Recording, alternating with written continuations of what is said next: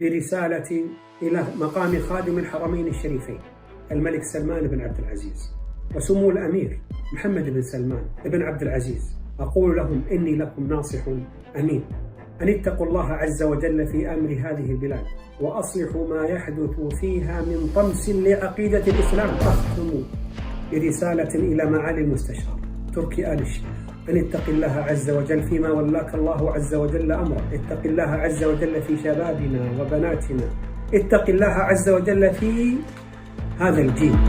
فهم البعض فهما خاطئا فيما ذكرته في كلامي ومقطع السابق، وأحب أن أوضح وأؤكد أن بلادنا وقيادتها وشعبها تنعم بخير عظيم وأمن وأمان ورخاء ونماء.